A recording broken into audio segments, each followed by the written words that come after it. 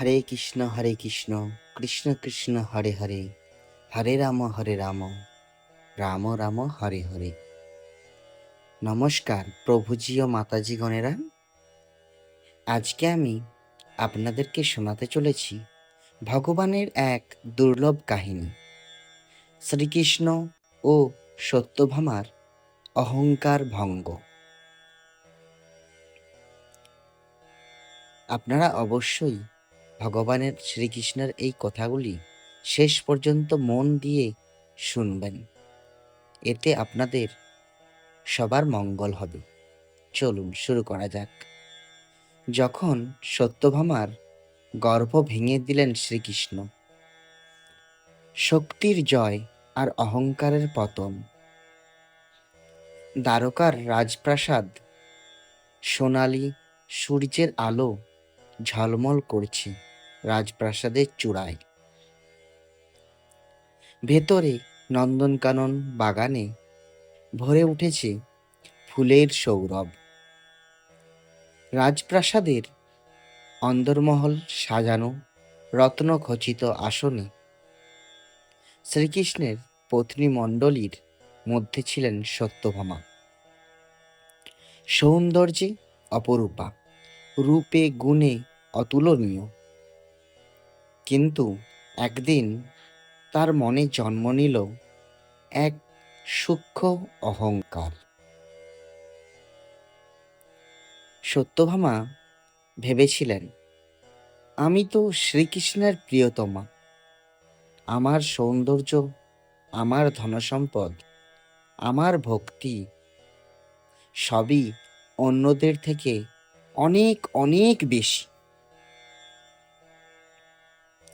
কৃষ্ণ আমাকে সবচেয়ে বেশি ভালোবাসেন,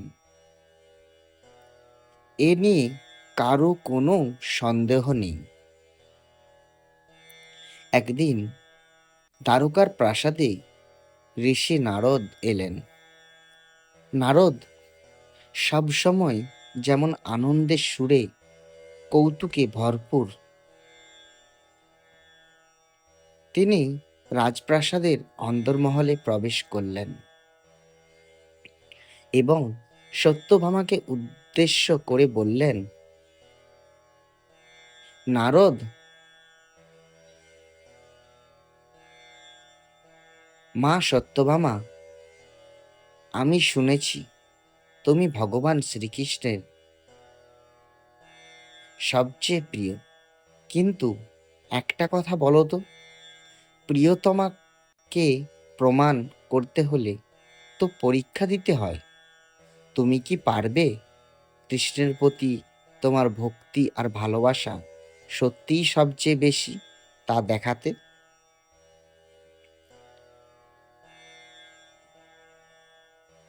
নারদ মুনির এই কথা শুনে সত্যভামা হেসে বললেন, অবশ্যই পারব মহর্ষি। কৃষ্ণ তো আমারই, আমি তাকে যতটা ভালোবাসি আমার থেকে বেশি আর কেউ ভালোবাসতে পারবে না। তুমি চাইলে আজই আমি প্রমাণ করে দেব। নারদ একটু কৌতুক মিশিয়ে বললেন, আচ্ছা, যদি তাই হয় তবে আমি একটা উপায় বলি, কৃষ্ণকে দান করে দেখাও। শাস্ত্রে আছে, যদি স্ত্রী স্বামীকে সবার সামনে দান করতে পারে তবে তার ভক্তি আর ভালোবাসা অটল প্রমাণিত হয়। তবে হ্যাঁ, দানের সময় শর্ত আছে, সমান মূল্যে তাকে ফিরিয়ে নিতে হবে। সমান মূল্যে তাকে ফিরিয়ে নিতে হবে। সত্যভামা ভ্রু উঁচু করে হেসে উঠলেন। সত্যভামা, কৃষ্ণকে দান করব, তারপর কিনে আনব, এ তো আমার জন্য খেলার ছলে কাজ।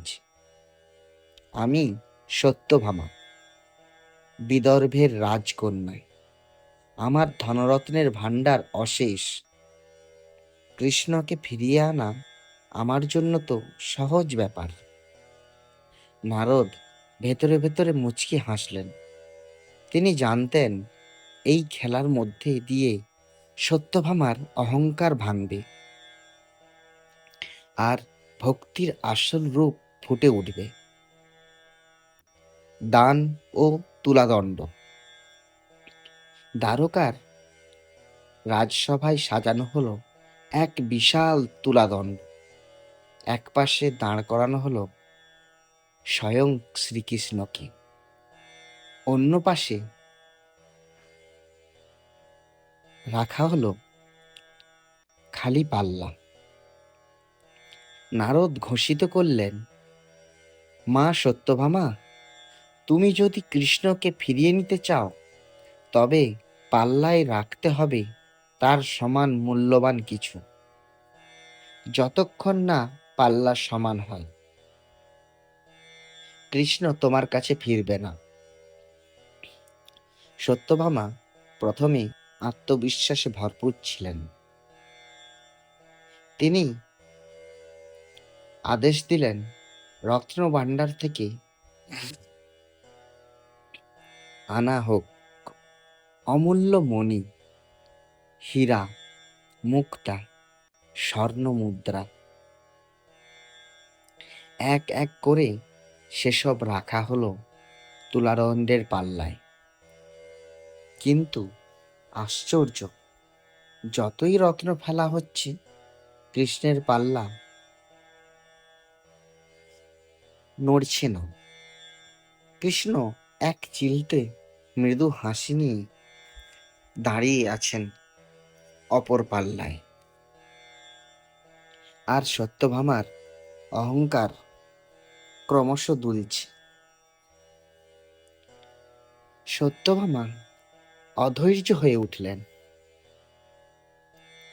তিনি বললেন, আরো রত্ন, আরো সোনা, আরো মুক্তা আনানো হলো। রাজভাণ্ডারের সব প্রায় শেষ হয়ে গেল, কিন্তু ফলাফল সেই একই। কৃষ্ণের পাল্লা এক চুলো ওপরে উঠল না। ঘামে ভিজে গেলেন সত্যভামা। ভিড় জমল সভায়। কৃষ্ণ শুধু শান্ত মুখে দাঁড়িয়ে আছেন। নারদ মুচকি হাসছেন। অহংকারের ভাঙন। অবশেষে সত্যভামা হাল ছেড়ে দিয়ে কেঁদে উঠলেন। সত্যভামা বলে উঠল, হে কৃষ্ণ, আমি ভেবেছিলাম ধনরত্ন দিয়ে তোমার মূল্য মাপা যায়, কিন্তু তুমি তো সীমাহীন, তুমি তো অনন্ত। তোমার সমান কোনো ধনরত্ন নেই। আমি মূর্খ, আমি গর্বিণী ছিলাম, আমাকে ক্ষমা করো। ঠিক তখনই সভায় প্রবেশ করলেন আরেক রানী, রানী রুক্মিণী। তিনি শান্ত ভঙ্গিতে তুলাদণ্ডের দিকে এগিয়ে এলেন, হাতে একটি মাত্র তুলসী পাতা। তিনি নম্র কণ্ঠে বললেন, ভগবান, তোমার মূল্যের সমান কিছুই নেই, তবে ভক্তির প্রতীক হিসেবে আমি তোমাকে এই একটি তুলসী পাতা অর্পণ করছি।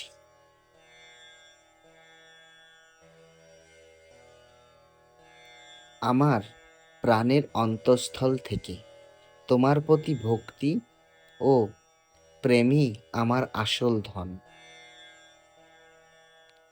রুক্মিণী সেই একটি তুলসী পাতা রাখলেন পাল্লায়। অলৌকিক ঘটনা ঘটল।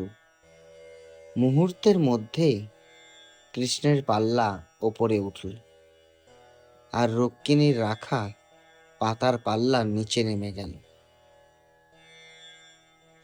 যেন সমগ্র জগতের ওজন মিশে গেছে সেই একটি পাতায়।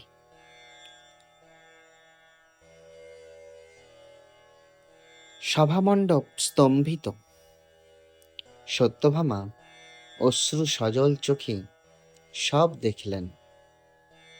তিনি বুঝলেন কৃষ্ণকে জয় করা যায় না অহংকার দিয়ে, ধনরত্ন দিয়ে,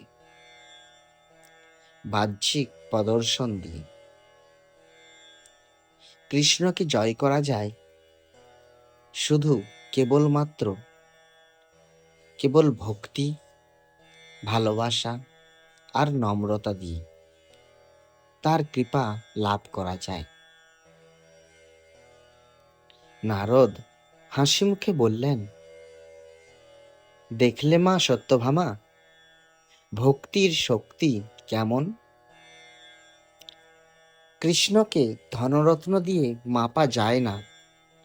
তার কাছে এক টুকরো ভক্তির পাতা কোটি কোটি রত্নের চেয়েও ভারী।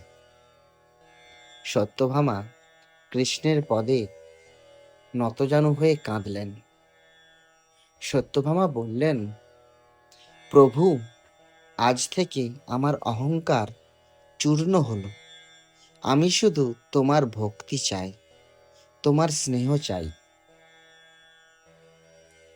আমার জীবনের সব গর্ব তোমার পদে বিসর্জন দিলাম।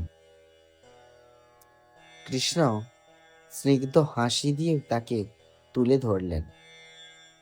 কৃষ্ণ বললেন, ভক্তি ছাড়া আমি কারো কাছে ধরা দিই না।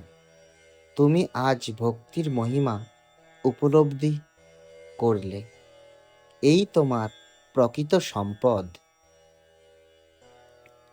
এই কাহিনী আমাদের শেখায়, ভগবানকে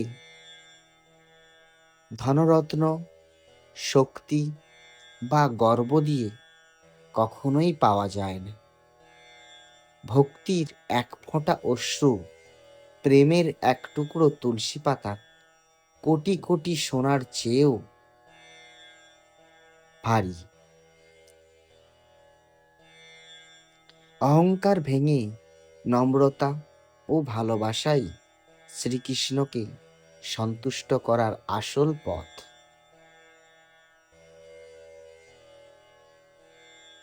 তো বন্ধুরা, ভগবানের এই কথাগুলি আপনাদের যদি ভালো লেগে থাকে, আপনারা অবশ্যই চ্যানেলটি সাবস্ক্রাইব করবেন, লাইক করবেন এবং প্রচুর প্রচুর শেয়ার করবেন, যাতে এই ধরনের ভিডিও আমি আপনাদের কাছে নিয়ে আসতে পারি আর ভগবানের এই ভিডিও যেন সবার কাছে পৌঁছে যায়। ধন্যবাদ।